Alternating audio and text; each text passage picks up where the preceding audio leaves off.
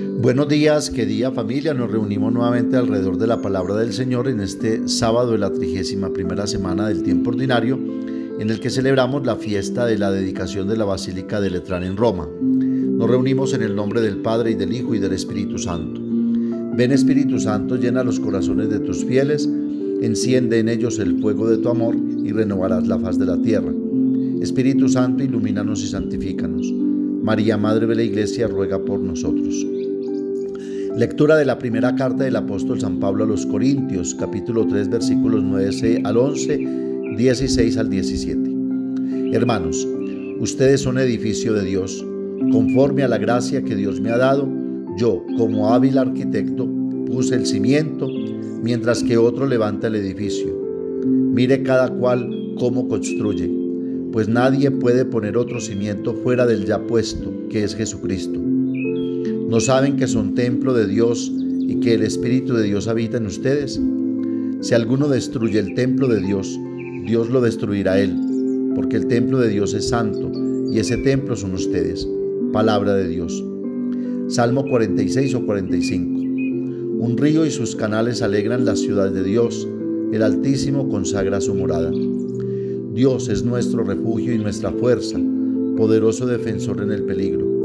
Por eso no tememos aunque tiemble la tierra y los montes se desplomen en el mar. Un río y sus canales alegran la ciudad de Dios, el Altísimo consagra su morada.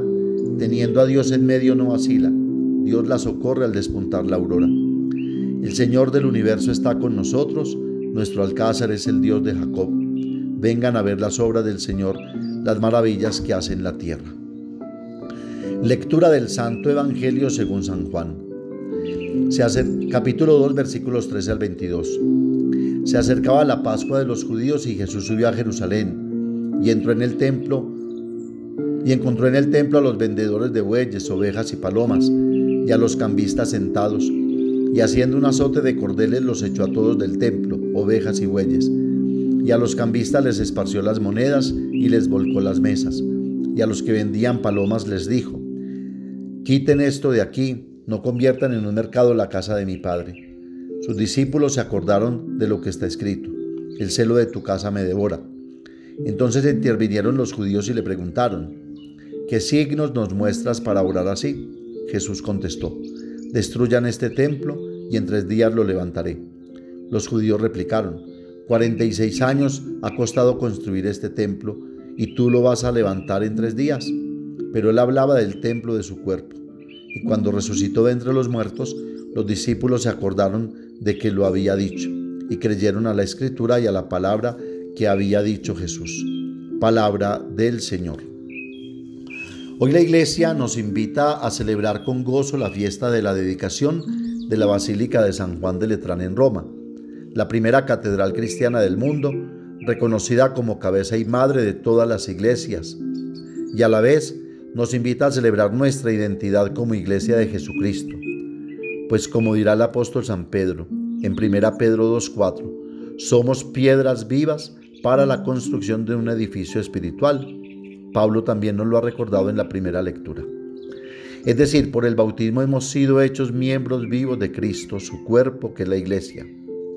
La Iglesia como pueblo, como comunidad de personas vivas que creen, confían y esperan en el Señor, que fundan sus vidas y sus varias experiencias cotidianas sobre el crucificado y resucitado.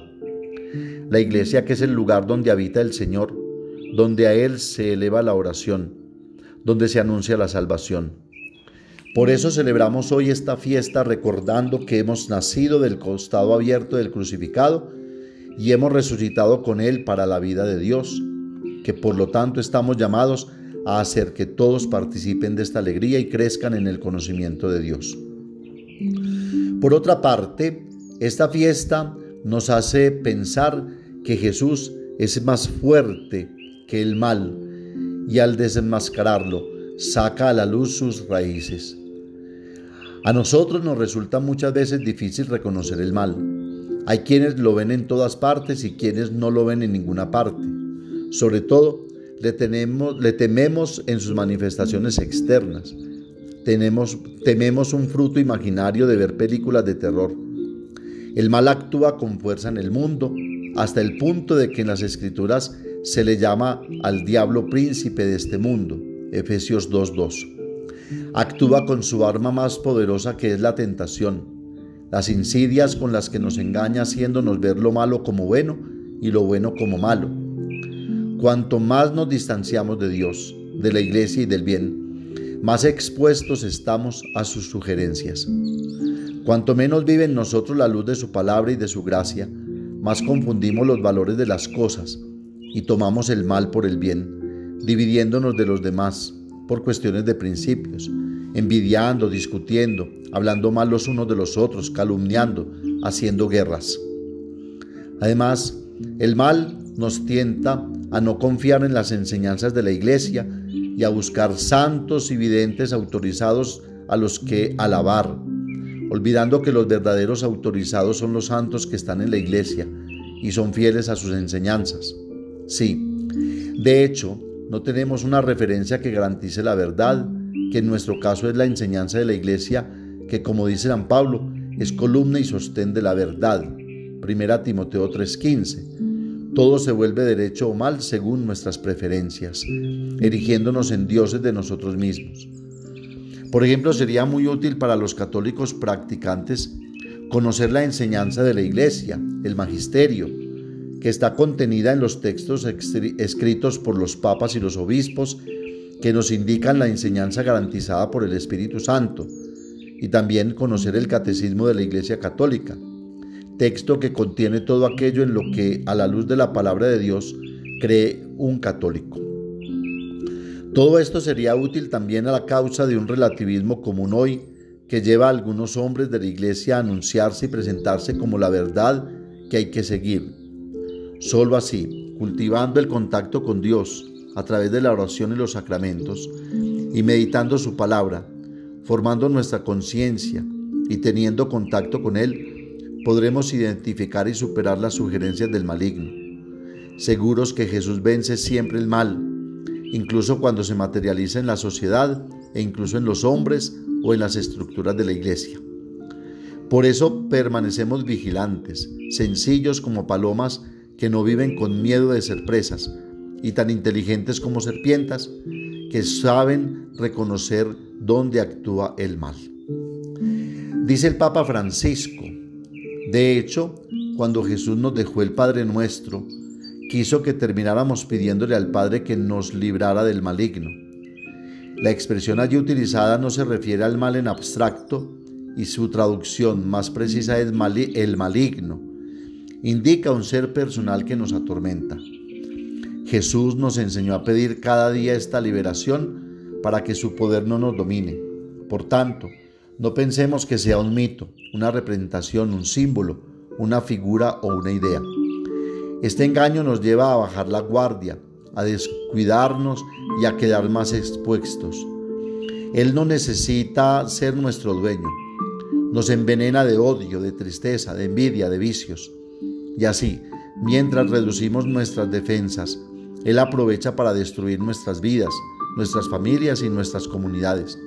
Porque como león rugiente, anda alrededor buscando quien devorar. 1 Pedro 5:8. La palabra de Dios nos invita explícitamente a resistir las artimañas del diablo. Efesios 6:11. Y a detener todas las flechas encendidas del maligno. Efesios 6:16. No son palabras poéticas, porque nuestro camino hacia la santidad es también una lucha constante. Quien no quiera reconocerlo se verá expuesto al fracaso o a la mediocridad.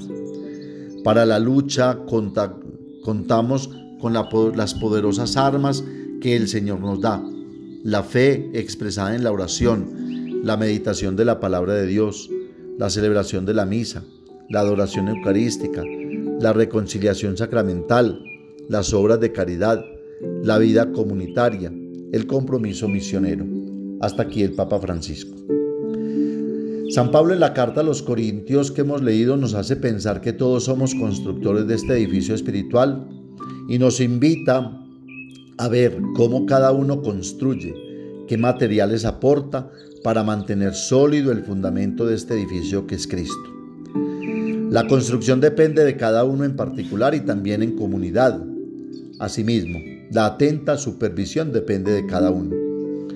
Lo construido es visible para todos, incluso expuesto a todo. Entonces, ¿cómo puedo asegurar que la construcción de mi vida no sucumba a la presión de terremotos, incendios, inundaciones, bombardeos? Nada puede perturbar la casa construida sobre roca sólida, habitada por Dios, porque esto es lo que somos, por gracia del Señor, casa de Dios, templo del Espíritu Santo. El padre Angelo de Donatis, en una homilía del 9 de noviembre de 2022, decía: el Señor construye su templo en la caridad, destruye el corazón endurecido y da un corazón capaz de amar, y así nos convierte en seres espirituales y no carnales, piedras vivas esculpidas por el Espíritu. Cuando la Iglesia rechaza, aleja, separa, aquí se destruye el templo del Espíritu. Entonces el resucitado entra en acción. Nos reúne, nos reconcilia con Él y con los demás, nos resucita a una vida nueva. Hasta aquí el padre Angelo de Donatis. Ahora recordemos un poco la historia de esta fiesta. Cuando el emperador romano Constantino se convirtió a la religión cristiana alrededor del año 312, donó al papa Milcíades el palacio de Letrán, que había construido en la colina Celia para su esposa Fausta. Hacia el año 320 añadió una iglesia, la iglesia de Letrán, la primera en términos de fecha y dignidad de todas las iglesias de Occidente. Es considerada la madre de todas las iglesias de la ciudad y del orbe. Consagrada por el Papa Silvestre el 9 de noviembre de 324 con el nombre de Basílica del Santo Salvador, fue la primera iglesia consagrada públicamente. Durante el siglo XII, debido a su bautisterio, que es el más antiguo de Roma, estuvo dedicada a San Juan Bautista. De ahí su nombre actual de Basílica de San Juan en Laterano. Durante más de 10 siglos, los papas tuvieron su residencia en sus proximidades y entre sus muros se celebraron 250 concilios, de los cuales 5 fueron ecuménicos. Semidestruida por incendios, guerras y abandono, fue reconstruida bajo el pontificado de Benedicto XIII y consagrada de nuevo en 1726. Basílica y Catedral de Roma, la primera de todas las iglesias del mundo, es el primer signo exterior y sensible de la victoria de la fe cristiana sobre el paganismo occidental. Durante la era de la persecución, que se extiende a los 3 primeros siglos de la historia de la Iglesia, toda manifestación de fe resultó peligrosa y por tanto los cristianos no podían celebrar abiertamente a Dios. Para todos los cristianos que regresaban de las catacumbas, la Basílica de Letrán fue el lugar donde finalmente pudieron adorar y celebrar públicamente a Cristo Salvador. Aquel edificio de piedra construido en honor del Salvador del mundo era el símbolo de la victoria, hasta entonces oculta, del testimonio de los numerosos mártires, signo tangible del templo espiritual que es el corazón del cristiano. Nos insta a dar gloria a aquel que se hizo carne y que, muerto y resucitado, vive en la eternidad. Como María, en cuyo seno se hizo carne el Verbo de Dios, busquemos cada uno ser esa piedra viva para la edificación del templo santo de Dios. Que con María se renueve nuestro fiat, nuestro sí, por el deseo de Dios de establecerse en nuestras vidas. Y como María nos convirtamos en colaboradores de Dios, llevando la alegría del Evangelio al mundo, a los corazones aburridos pero sedientos de Dios. Dios está con nosotros, no podemos desfallecer. Amén. Padre nuestro que estás en el cielo, santificado sea tu nombre. Venga a nosotros tu reino, hágase tu voluntad en la tierra como en el cielo. Danos hoy nuestro pan de cada día, perdona nuestras ofensas, como también nosotros perdonamos a los que nos ofenden. No nos dejes caer en la tentación y líbranos del mal.